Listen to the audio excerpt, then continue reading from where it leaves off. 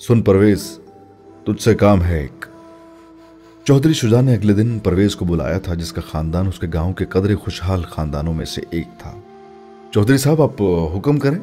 परवेज तो चौधरी शुजा की बात सुनकर जैसे परेशान ही हो गया था। वो गांव का चौधरी था। उसने कभी किसी को बुलाकर यह नहीं कहा था कि उसे किसी से काम था, पर इंसान अपनी औलाद के लिए कुछ भी कर सकता था, किसी भी हद तक जा सकता था।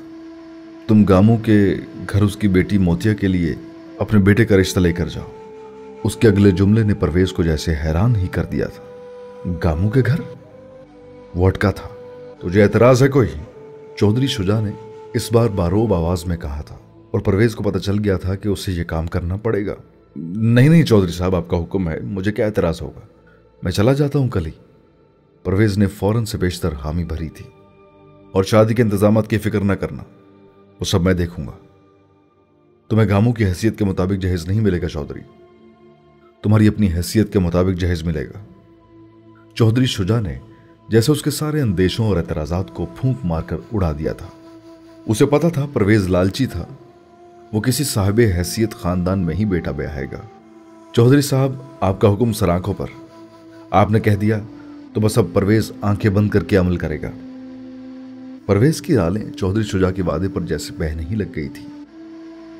वो कुछ देर बैठकर चला गया था, और चौधरी शुजा ने जैसे सुख का सांस लिया था। उसे यकीन था गामू आंखें बंद करके खुशी खुशी इस रिश्ते पर तैयार हो जाएगा। वो गांव का सबसे अच्छा और साहिबे हैसियत लड़का था, जो थोड़ा बहुत पढ़ा लिखा भी था।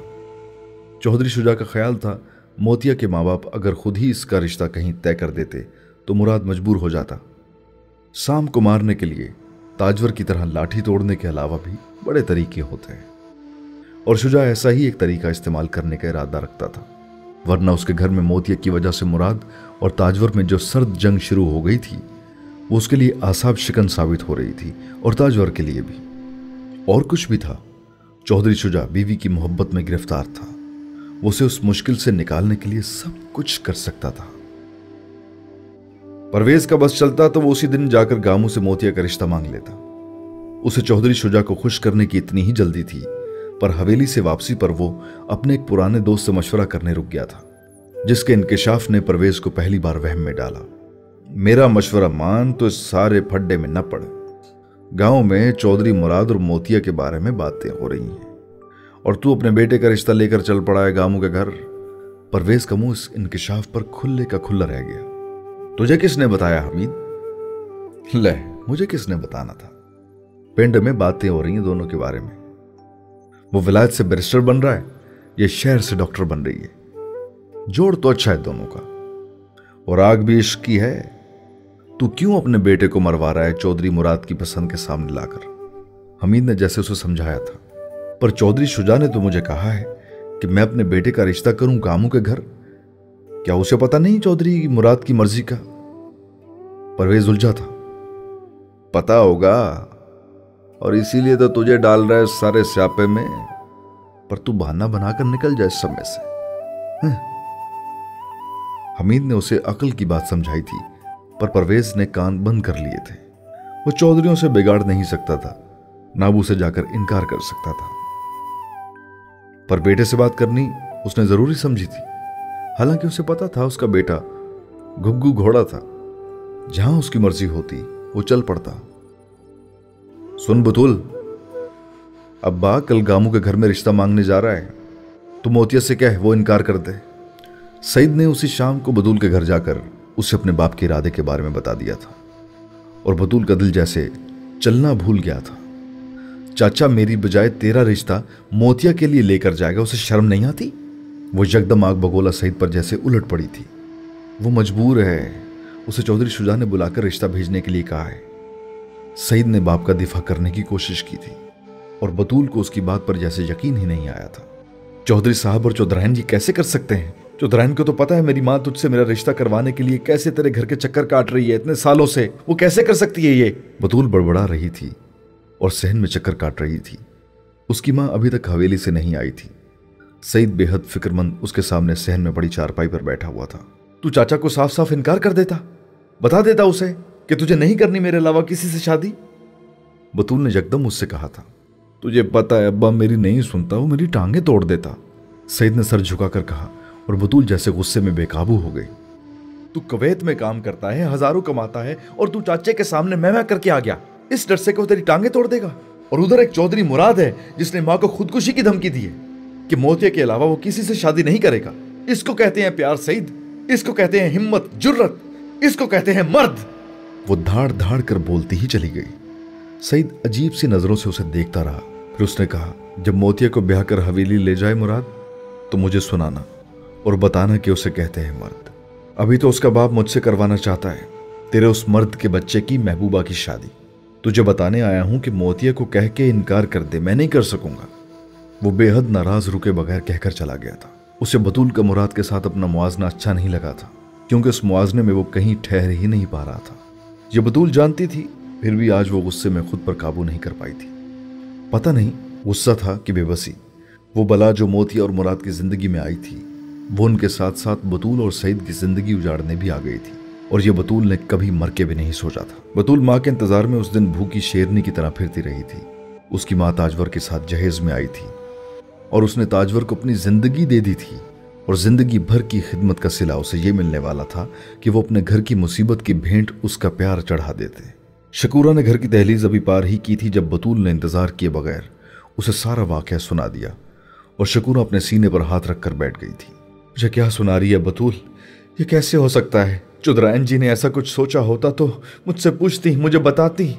उन्हें तो पता था कि तू पसंद करती है सईद को। शकूरा को यकीन नहीं आया। चुदरायन को सिर्फ अपनी जिंदगी और खुशियों की परवाह है। मोतिया की तरह हम भी कमी कमीन हैं उनके लिए, जिन्हें जब चाहे वो रोन दे। बतूल का बस चलता तो वो ताजवर और चौधरी शुजा दोनों का गला दबा देती। ना ना बतूल, तू ऐसा न सोच, मैं बात करूंगी सुबह चौधरायन जी से। सईद किसी और का नहीं हो सकता। और अपने चाचे को भी देखना, कितनी बेशर्मी और बदलिहाजी है उसमें कि वो तैयार हो गया चौधरी जी के कहने पर। उसको कहना चाहिए था कि उसने रिश्ता तय कर दिया है। वो 100 लारे मुझे देता है और फिर पीछे पीछे चौधरी जी के कहने पर गामू के घर भी चल पड़ता है। शकूना अपने देवर को कोसने बैठ गई थी। अम्मा, तूने बात ना की ना चौधरायन जी से, तो फिर मैं बात करूंगी, और मैं तो फिर सीधा चौधरी मुराद से ही करूंगी बात। मेरी तरफ से भाड़ में जाए बाकी सब लोग और सारे अदब लिहाज। बतूल माँ को खरी खरी सुनाते हुए अंदर कमरे में चली गई थी, और शकूनों को समझ में नहीं आ रहा था कि वो अंदर कैसे जाए। उसका दिल चाह रहा था वो उल्टे कदमों हवेली जाती और ताजवर से पूछती ये सब कुछ हुआ कैसे, पर रात हो गई थी और गांव की अंधेरी गलियों और आवारा फिरते कुत्तों से उसको उतना डर नहीं था जितना हवेली के बंद दरवाजों का लिहाज। वो रात गए शकूरा के लिए कहाँ खुलने थे। मोतिया फजर की अजान पर उठकर वुजू करने बाहर सहन में आई थी जब उसने अल्लाह वसाई को मश्क उठाते देखा। अम्मा, आज आप क्यों उठा रही हैं मश्क? वो हैरान हुई थी। तेरे अब्बा को बड़ा तेज बुखार है। मैंने कहा लेटा रहे, मैं दे आती हूँ हवेली में, पिंड वालों की खैर है। अल्लाह वसाई उसे बताने लगी थी और मोतिया ने उसके हाथ से मश्क ले ली। मैं भरती हूँ मश्क और दे आती हूँ पानी। अरे तू कहाँ करेगी इतना सख्त काम? तुझसे कहाँ उठाया जाना है इतना वजन? मुझे पकड़ा। अल्लाह वसाई ने उससे मश्क वापस लेने की कोशिश की, पर मोतिया नहीं मानी थी। उठाने दे अम्मा, वजन इतना नाजुक ना बना मुझे, वो कहकर घर से निकल गई थी। और अल्लाह वसाई बड़बड़ाती ही रह गई। मजाल है माँ की, सुन ले। अरे इसलिए थोड़ा डॉक्टर नहीं बना रहे हैं कि तू पानी की मश्कें ढोती फिरे। वो उसके पीछे घर के दरवाजे में खड़ी आवाजें लगाती रही, पर मोतिया ने मुड़कर नहीं देखा। कुएं में मश्क गिराकर वो बड़े इंहमाक से चरखी लपेट रही थी जब किसी ने उसके अकब में यकदम कहा था, इतने नाजुक हाथ और इतनी भारी मश्क, कलाइयों में सूज आ गई तो क्या होगा? वो ठिठकी थी मगर फिर पलटे बगैर हंसती। वो मुराद था। इतनी नाजुक कलाइयां नहीं, कई बार भरी है ये मश्क, मोतिया ने बगैर देखे कहा था। पीछे मुड़े बगैर भी घोड़े की हिनहनाहट से उसे अंदाजा हो गया था कि वो अपने घोड़े पर था। मगर कुएं तक आते हुए मोतिया ने हल्की सी चाप भी नहीं सुनी घोड़े के कदमों की। पलट कर नहीं देखोगी? इतना गुरूर है? मुराद ने उसे छेड़ा था। हाँ है, कर लो जो करना है। मोतिया ने इस बार भी पलटे बगैर मश्क का मुंह बंद करते हुए कहा था। मुराद ने क्या करना है, वो तो गुलाम है तुम्हारा। मोतिया ने इस बार पलटकर उसे देखा था। सूरज निकलने वाला था और वो इस तरह दिलेरी से वहां खड़ा था जैसे उसे परवाह ही नहीं थी कि कोई उसे वहां देख लेगा तो क्या कहेगा। वो बस पलकें झपके बगैर देखता रहा। फिर उसने कहा, आज सूरज ना भी निकला ना तो कोई बात नहीं, मेरी सुबह रोशन हो गई है। पानी पिला दो मुझे। वो घोड़े से उतर गया था। मोतिया का चेहरा लाल हुआ पर उसने कुछ कहा नहीं। वो उसके सामने झुका और उसने हाथों की ओक बनाई। मोतिया मश्क पकड़े उसकी ओक में पानी गिराने लगी। मुराद पानी पीता रहा और जब उसने पानी पी लिया तो उसने मोतिया से सीधा होते हुए कहा, तुम्हारे एक कान में मोतिया का फूल है, दूसरा गिर गया है। मोतिया ने बेख्तियार अपने कान की लू बारी बारी छुई, फिर उसने कहा, कहीं गिर गया होगा।